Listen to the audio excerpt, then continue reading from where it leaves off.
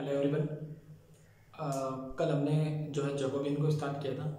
ठीक है, उसके बाद हमने जो जैकोबियन में कुछ प्रॉब्लम भी सॉल्व की थी। हमने आपको बताया था कि कैसे जैकोबियन को सॉल्व करते हैं। अब जो जैकोबियन का कॉन्सेप्ट है पूरा का पूरा, वो कंप्लीटली डिपेंड है पार्शियल डिफरेंशिएशन पर। पार्शियल, ठीक है। और अगर आपको पार्शियल डिफरेंशिएशन नहीं आता है तो आपको पार्शियल डिफरेंशिएशन आना मतलब इसके लिए बहुत ज़रूरी है। ठीक है, तो आज हम कुछ क्वेश्चन करेंगे। कल हमने 2 वेरिएबल वाले क्वेश्चन किए थे, आज हम 3 वेरिएबल वाले क्वेश्चन को डिस्कस करने जा रहे हैं। ठीक है, तो देखिए क्वेश्चन हमने बोर्ड पे लिखा है, वेरी वेरी इंपॉर्टेंट क्वेश्चन है। एग्जाम में, यूनिवर्सिटी एग्जाम में, पीएससी लेवल एग्जाम में पूछा गया क्वेश्चन है, तो उसको देखिए जरा। If x is equal to r sin theta cos phi, y equal to r sin theta sin phi, z equal to r cos theta, then prove that del x y z over del r theta phi equal to r square sin theta। देखिए जैसे कि मैंने आपको कहा था,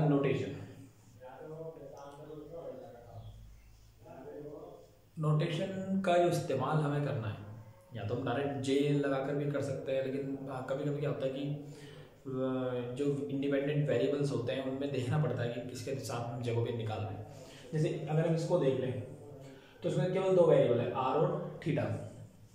तो यहाँ पे थोड़ी सी दिक्कत हो जाती है कि तो जैकोबियन तो फाइंड करना, पर मतलब किसके रिस्पेक्ट में होगा, मतलब कि तो इसलिए उसको दिखाना पड़ता है कि देखिए अगर 3 वेरिएबल दिखाया तो फिर यहाँ से तो चलो क्लियर आ रहा है कि आर भी है, थीटा भी और फाई भी है, पर एक में क्लियर नहीं हो रहा है। ठीक है, तो इसके लिए आप देखिए 3 × 3 में आपको पता है कि x is function of r theta phi, y भी r theta phi and z also r theta phi नहीं है, कोई दिक्कत नहीं। जैकोबियन एक्स वाई जेड का निकालना है आर थीटा फाई के रिस्पेक्ट में। अब आपने जो है एक चीज पढ़ी है, चलो देखिए जैकोबियन, चलो मैं शॉर्ट में लिख रहा हूं तो आपको पता है क्या निकालना है। एक्स का डिफरेंशिएशन किसके साथ होगा? 3 वेरिएबल, कितने वेरिएबल है? 3। तो del x over del r, del x over del theta, del phi over sorry del x over del phi, फिर आर वन जनरेट हो गया, del y over del r, del y over del theta and del y over del phi, z del z over del r, del z over del theta and del z over del y. This is Jacobian. Clear? ये सारी value निकालनी पड़ेगी। देखिए 1 bye 1 करके निकालते रहेंगे, यहाँ पे रखते रहेंगे value. Del x over del r, del x over del r, r के रिस्पेक्ट में ये दोनों कांस्टेंट हो जाएंगे। आर का 1 हो गया तो ये आ जाएगा साइन, देखिए थोड़ा सा, sine theta cos phi, del x over del theta, del x over del theta, तो आर कॉस फाई तो कांस्टेंट रहेंगे, साइन थीटा का कॉस थीटा हो जाएगा और यहाँ पे रहेगा cos of phi.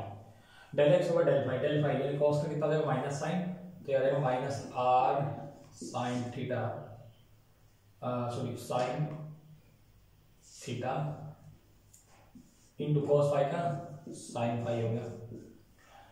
Del y over del r, तो यहाँ से भी आपको मिलेगा sine theta and sine phi. Del y over del theta, sine theta का कॉस थीटा हो जाएगा and sine phi as it is. Del y over del phi, phi से करें तो साइन थीटा का cos फाई हो जाएगा, तो ये हो जाएगा r sin theta and cos phi. Clear?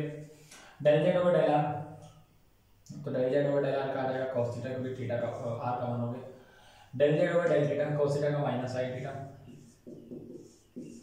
Del z over del phi, तो वेरी इंपॉर्टेंट, फाई का फंक्शन नहीं है इसमें, फाई है ही नहीं तो 0। दोनों कांस्टेंट हो गए ना, कांस्टेंट का 0 होता है डिफरेंशिएशन। अब देखिए या तो आपको कोई ऐसी रो नजर आ रही हो जिसमें हम ऑपरेशन लगा के इसको जो है क्या कर सकते हैं कि 0 कर सकते हैं, कुछ कर सकते हैं तो आप कर सकते हैं, नो प्रॉब्लम। या अगर आपको कुछ भी समझ में नहीं आ रहा फिर डायरेक्ट एक्सपेंड करेंगे आप। ठीक है, डायरेक्ट एक्सपेंड करने के लिए क्या करते हैं, या तो रो में 0 देखता है, कॉलम में देखिए ये रो छोटी सी दिख रही है आपको, तो थोड़ी सबसे छोटी रो दिखा दे रही है R3, तो एक्सपेंड अलोंग R3, एक्सपेंड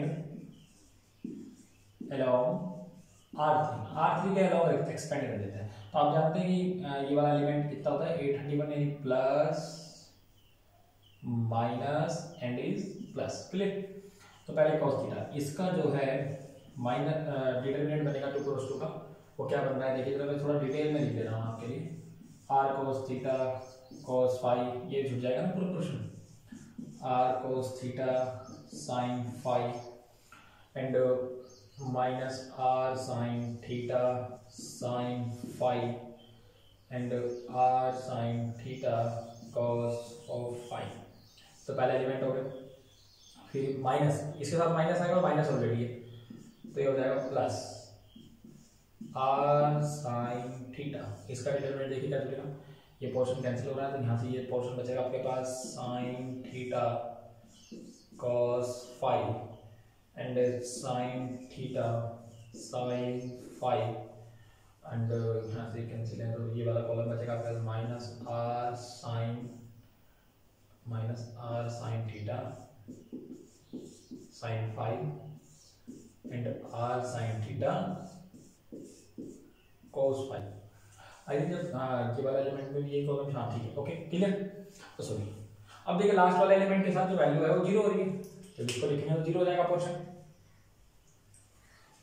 अब प्रूफ जो करना है उसको देखना है बेटा, प्रूफ हमें जानना है, ठीक है। अब देखिए cos थीटा क्रॉस मल्टीप्लाई करेंगे, r से r का मल्टीप्लाई करेंगे तो हो जाएगा r स्क्वायर, cos थीटा तो इसमें है नहीं, sin थीटा है ओनली, तो ये हो जाएगा sin theta cos theta. Clear? sin theta cos theta cos phi sin phi. Actually यहाँ पर cos फाई है, ये भी cos फाई, तो cos स्क्वायर फाई हो जाएगा। क्लियर? r स्क्वायर तो r स्क्वायर और sin theta cos square minus minus plus, फिर यहाँ से करें r का r square and cos theta sin theta और sin phi sin square phi. Clear? Plus r sin theta. अब ये तो क्वेश्चन है, आप ध्यान रखें, मल्टीप्लाई कीजिए। देखिए एक्चुअली यहाँ पे शायद r इस तो नहीं हुआ हमारा कहीं,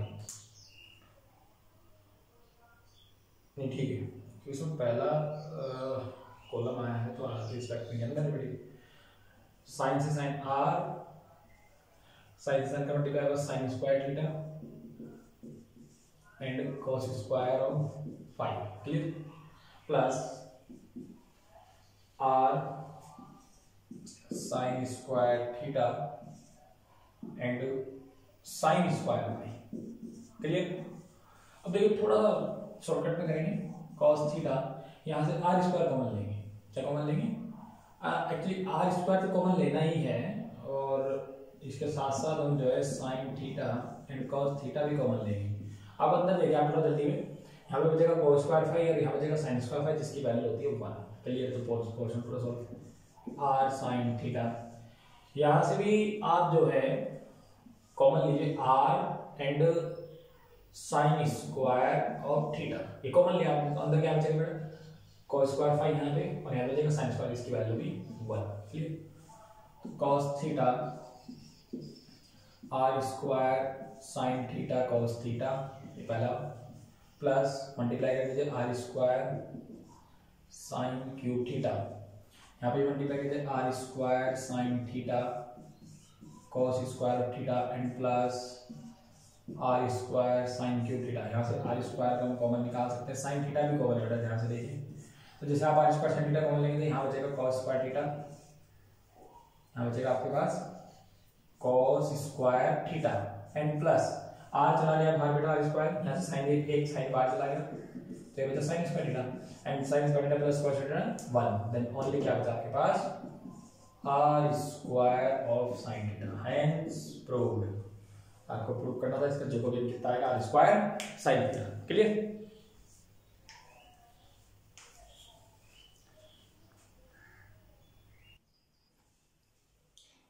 देखिए बच्चे एक क्वेश्चन ये देखिए, वेरी वेरी इंपॉर्टेंट क्वेश्चन, बहुत अच्छा क्वेश्चन फ्रेम किया हुआ है। ये क्वेश्चन देखिए जरा एक बार। क्वेश्चन है if u1 equal to x2 x3 upon x1, u equal to x3 x1 upon x2, u3 equal to x1 x2 upon x3 prove that Jacobian of u1 u2 u3 equal to 4। इसमें देखिए उन्होंने del वगैरह नहीं लिखा है, इसका कारण क्या है देखिए क्योंकि इसमें वेरिएबल फिक्स है, देखिए x1 x2 x3 है सब में, मतलब हमें कुछ ये है कि कंफ्यूजन नहीं है। जब कंफ्यूजन नहीं होती इंडिपेंडेंट वेरिएबल में तो हम डायरेक्ट जे लिख देते हैं, ठीक है। तो कंफर्म है सब में x1 x2 x3 आ रहा है, इसका मतलब कि पार्शियल डिफरेंशिएशन करना पड़ेगा सबका, किसका, u1 का भी u2 का भी u3 का भी, x1 के रिस्पेक्ट में भी x2 के रिस्पेक्ट में भी और x3 के रिस्पेक्ट में भी। क्लियर। तो देखिए Jacobian of u1 u2 and u3 equal to u1 का del u1 over del x1 del u1 over del x2 and del u1 over del x3 del u2 over del x1 del u2 over del x2 del u3 sorry यहाँ पे u2 आएगा over del x3 and del u3 over del x1 del u3 over del x2 and del u3 over del x3। Clear. ये जवाब है। Del you इसका x1 के respect में करेंगे, x2 x3 तो कांस्टेंट, x2 x3 क्या हो गए कांस्टेंट, x1 का नीचे x1 है minus 1 upon x square. Clear, minus आ जाएगा ऊपर लगाने माइनस, फिर x2 के साथ एक भाई x2 के साथ करेंगे x3 x1 कांस्टेंट, x2 का मान होगा तो आ गया x3 अपॉन x1। फिर देखिए x3 के रिस्पेक्ट में करेंगे तो x2 x1 कांस्टेंट, x3 का हो गया 1 डेल u2 इसका x1 के रिस्पेक्ट में करो तो ये आएगा x3 अपॉन x2 के रिस्पेक्ट में x2 नीचे है तो माइनस x3 नीचे वाले का 1 अपॉन x स्क्वायर, x3 के रिस्पेक्ट में करो u2 का तो x3 ऊपर है तो ये बन जाएगा x1 अपॉन x2, u3 का करेंगे x1 के रिस्पेक्ट में तो आ जाएगा x2 अपॉन x3, u3 का करेंगे x2 के रिस्पेक्ट में तो ये आ जाएगा x1 अपॉन x3, जब x3 के रिस्पेक्ट में करेंगे तो नीचे x3 तो ये हो जाएगा x3 का होल स्क्वायर, क्योंकि वन जानते ना ये relation dy by dx 1 upon x equal to कितना होता है माइनस 1 अपॉन x स्क्वायर। इस फॉर्मूले का इस्तेमाल हमने किया है। क्लियर। अब देखिए यहाँ पर अगर आप चाहें तो डायरेक्ट एक्सपेंड कर दो, अगर आपको लग रहा है कि कोई रो कैंसिल हो सकती है ऐड करके कुछ करके तो आप कर सकते हैं, इसमें कोई दिक्कत नहीं है। क्लियर। अब देखिए वैसे तो मतलब कंफ्यूजन भी आपको हो सकती है इसमें, क्योंकि आपको सारे टर्म्स एक जैसे भी नजर आ रहे हैं, अलग अलग भी नजर आ रहे हैं, क्योंकि इसमें देखिए x1 है सब में अपॉन में इसमें x2 है तो इसमें ऐसा होगा कि आपके पास x स्क्वायर स्क्वायर एलसीएम आ जाएगा, इससे दूर तो कुछ नजर नहीं आ रहा है मुझे। क्लियर, कॉमन एलिमेंट कुछ नहीं है। क्लियर। तो आप क्या करते हैं एक्सपेंड कर दीजिए, r1 से एक्सपेंड कर दो, एक्सपेंड along r1 से एक्सपेंड करो कोई दिक्कत नहीं, r1 क्या तो प्लस माइनस प्लस। क्लियर। पहला element x2 x3 upon x1 square, इसकी जो डिटरमिनेंट बनेगी क्या बनेगी, ये पोर्शन बचा only minus x3 x1 x2 square, sorry ये तो इसके अपॉन में ही है, सॉरी थोड़ा सवाल लेते जाएगा, एंड अपॉन में यहाँ पे x1 x3 फिर इसका डिटरमिनेंट यहाँ पे x1 upon x2 upon x2 हो गया and minus x1 x2 upon x3 square, फिर माइनस x3 अपॉन x1 का डिटरमिनेंट देखिए क्या बनेगा, ये पोर्शन बचेगा आपके पास, ये चारों पोर्शन, तो ये बचा x3 upon x2 and x2 upon x3 x1 upon x2 minus x1 x2 upon x3 square plus ये वाला element x2 upon x1 determinate x3 upon x2 and x2 upon x3 minus x3 upon x1 upon x2 square and x1 upon x3। एक बार थोड़ा सा check कर लीजिए इस question को कि कहीं पे कोई दिक्कत तो नहीं हुई है। ठीक है, तो ये एक्सपेंड किया हमने, क्या क्या एक्सपेंड। अब इसको आगे सॉल्व करेंगे, थोड़ा सा लेंथ ही जाएगा क्वेश्चन, पर कोई दिक्कत नहीं, करना तो पड़ेगा। अब देखिए minus x2 x3 upon x1 square cross multiply करेंगे तो माइनस माइनस क्या हो जाएंगे, प्लस हो जाएंगे। x1 का x1 से हो जाएगा तो ये हो जाएगा x1 स्क्वायर एंड x1 का x1 से x2, तो ये बचेगा आपके पास x2 and x3। Clear, multiply हो गया और अपॉन में हो जाएगा x2 square into x3 square. Clear,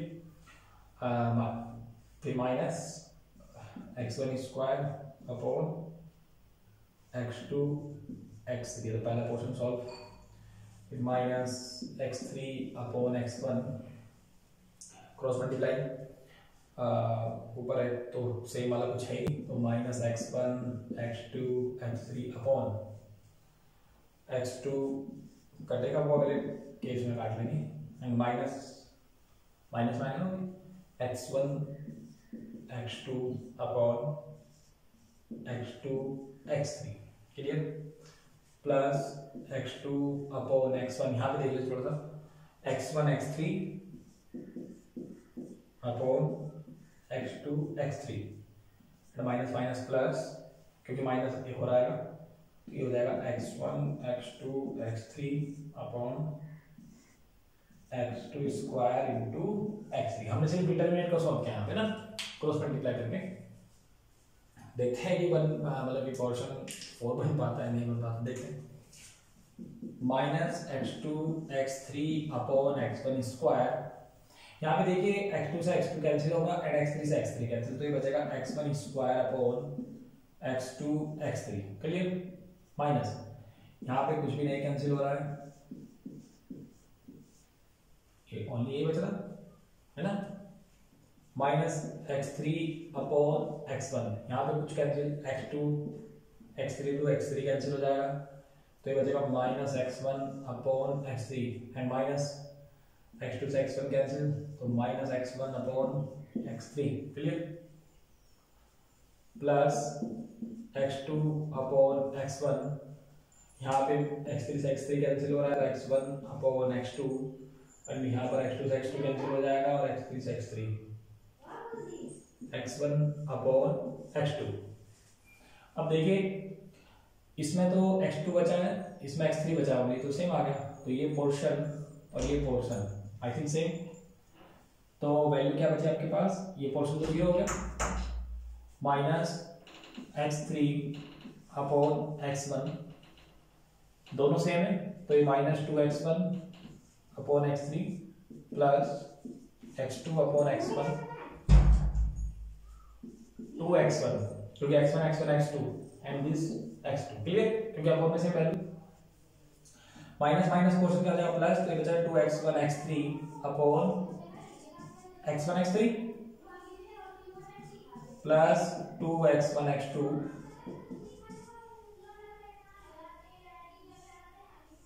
x1 से x3 कैंसिल, x1 से x2 कैंसिल, आपके पास क्या होता है 2 + 2 = 4 एंड एक्चुअली क्वेश्चन को देख के मतलब आपको लग नहीं रहा होगा कि मतलब पूरा पोर्शन सॉल्व हो जाएगा, बट ऐसा लगता है कि कभी कभार आप क्वेश्चन को सॉल्व करते तो लगता है कि हो नहीं पाएगा, बट आपको करना है। डिटर्मिनेंट जब निकालते हैं तो थोड़ा वाइड हो जाता है, अगर बिना ऑपरेशन के आप निकालें बड़ी वैल्यू आ जाती है तो उसको कैंसिल करते चलना, वो पोर्शन बन जाता है अपना ऑटोमेटिक। ठीक है, जैसे इसमें लग रहा था कि वैल्यू कटेंगे नहीं, शायद ऐसा हो सकता है, तो देखिए ऐसा कुछ नहीं हुआ है, डायरेक्ट में आंसर मिलेगा।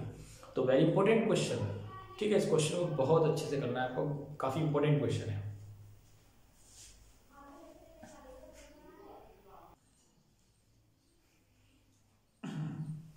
देखिए जो अभी हमने क्वेश्चन किए जैकोबियन के, वो सिंपल क्वेश्चन हमने कर लिए हैं लगभग 2 क्रॉस 2 पे कैसे करेंगे, आई होप कि आपको अच्छे से समझ में आ गया होगा। एक आध प्रॉब्लम घर से प्रैक्टिस कीजिए आप, तो बहुत अच्छे से क्वेश्चन हो जाएंगे। अब थोड़ा आगे बढ़ते हैं जैकोबियन में, क्योंकि जैकोबियन का पूरा सिलेबस में आपके है, तो जैकोबियन से क्वेश्चन भी आने के चांस है पूरे क्वेश्चन कैसा है वो आपने किया है भी, लेकिन इसके अलावा भी कुछ अलग तरह के प्रॉपर्टी है जैकोबियन की, वो भी आपको देखनी है। तो अब एक नई प्रॉपर्टी आपके सामने लेके आ रहे हैं जिसको हम शॉर्टकट में बोलते हैं चेन रूल बोलते हैं।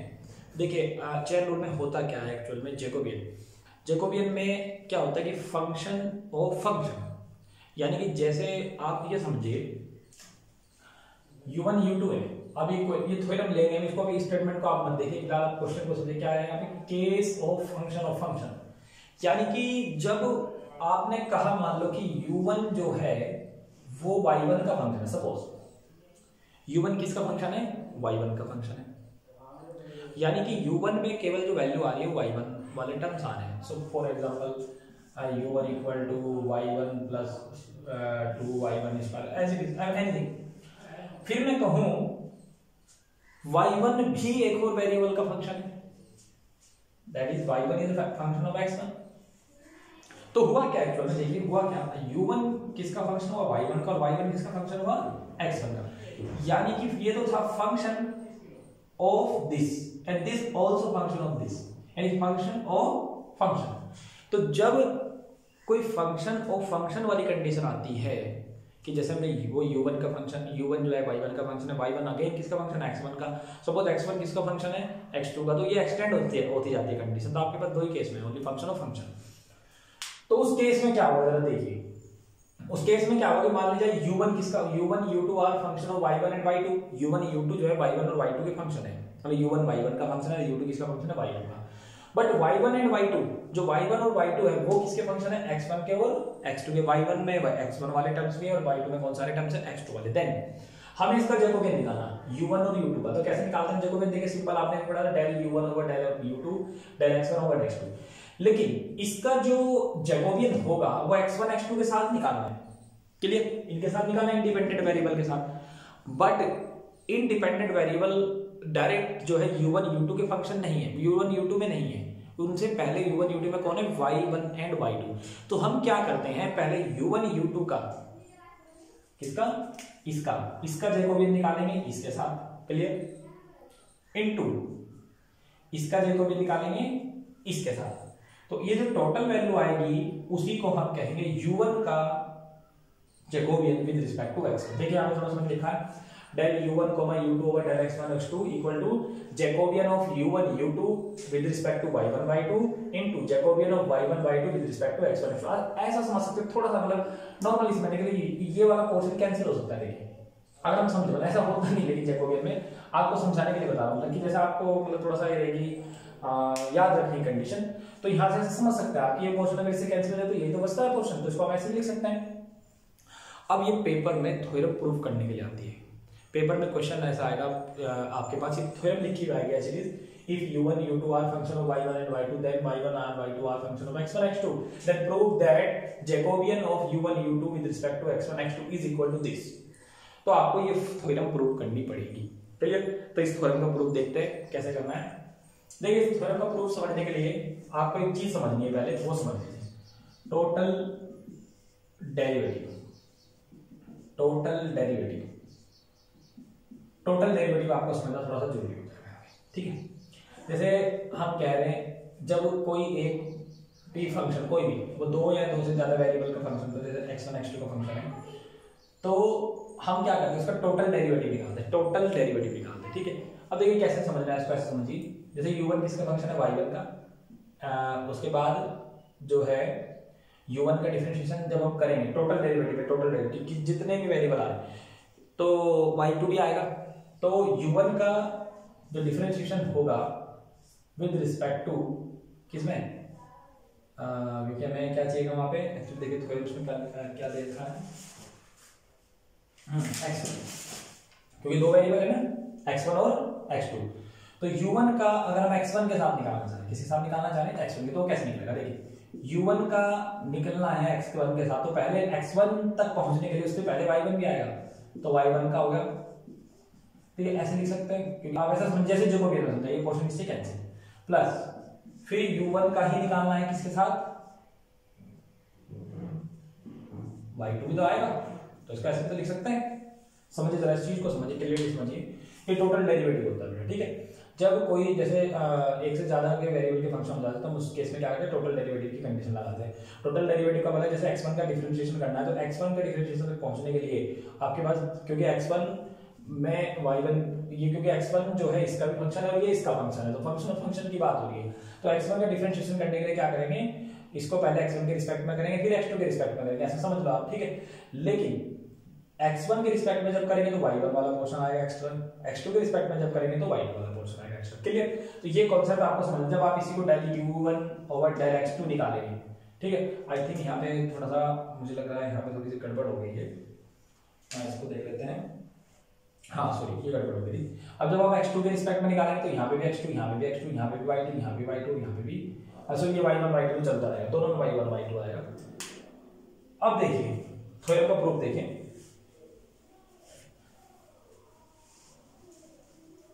प्रूफ देखिए थ्योरम का पेपर में पूछा जाएगा आपसे। By total derivative total derivative के लिए देखिए जरा क्या कंडीशन है। आपको पहले u1 का निकालना है किसके रिस्पेक्ट में, x1 के। तो कैसे निकालेंगे, del u1 over del y1 over del x1 plus del u1 over del y2 and del y2 over del x1। Clear. Similarly आप इसी को यहीं पे समझिए,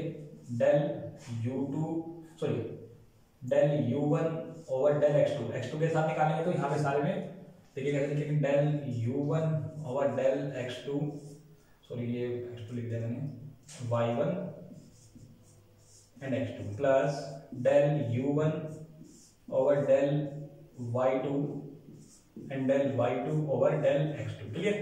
सेम ऐसे ही हम क्या निकाल सकते हैं u2 का, del u2 over del x2 equal to क्या होगा, del u2 over del y1 and del y1 over del x1 plus del u2 over del y2 and del y2 over del x1। ये x1 से निकल गया, x1। फिर del u2 का निकालना है किसके साथ, x2 के साथ। तो अभी क्या होगा, del u2 over del y1 का फिर करेंगे किसके साथ, x2 के साथ। फिर plus del u2 over del y1 and del y1 का दोबारा फिर करेंगे, y2 एंड y2 का फिर करेंगे इसके रिस्पेक्ट में, x2 के रिस्पेक्ट में। क्लियर। आप ऐसे इसको चेन रूल बोलते हैं, जुड़ता चला जाता है ना क्वेश्चन। ये आपको क्लियर हुआ। इसको दोबारा फिर समझ लिया, del u over del x1 का निकालना है तो बेटा क्या करेंगे, पहले u1 का करेंगे क्योंकि u1 किसका फंक्शन है, y1 का। तो u1 का होगा पहले y1 के साथ, फिर y1 का होगा किसके साथ, x1 के साथ। ये क्वेश्चन समझ में आया देखिए। प्लस फिर u1 का होगा y2 के साथ एंड y2 का किसके साथ होगा, फिर x1 के साथ, क्योंकि u1 u2 are function of y1 and y2, तो y1 y2 दोनों आने चाहिए इसमें। ठीक है। इसके बाद u1 ओवर x2, तो इसका भी क्या करेंगे, u1 किसका फंक्शन है बेटा, y1 का। तो u1 का पहले किसके साथ करेंगे, y1 के साथ, फिर y1 का किसके साथ करना है, x2, क्योंकि x2 के साथ निकाल दे आप फॉर वैल्यू। प्लस सेम ऐसे अगले वाले क्वेश्चन में। ठीक है, एज पर अब ना हमें तो ये प्रूफ करना है, तो हम क्या करेंगे, ये वैल्यू निकालेंगे और वो इसके बराबर आनी चाहिए। क्लियर हो रही बात। तो उस वैल्यू को लिख लीजिए। Now del u1 comma del u2 over del y1 comma y2 into del y1 comma y2 over del x1 comma x2। देखिए आप दोनों तरह से कर सकते हैं, तो आप इसकी वैल्यू लेके ये निकालिए, इसकी वैल्यू लेके ये निकालिए, तो ये थोड़ा सा आसान रहेगा क्योंकि बड़ी वैल्यू तो छोटी वैल्यू निकालना। ये क्या है, व्हाट इज दिस, ये है जैकोबियन u1 u2 का किसके साथ, y1। तो दो वेरिएबल का जैकोबियन कैसे दिखता है बेटा बताइए, u1 का जैकोबियन, u1 दो वेरिएबल है ना, पहले y1 एंड फिर y2, फिर ऐसे ही u2 में भी पहले y1 एंड फिर y2। क्लियर।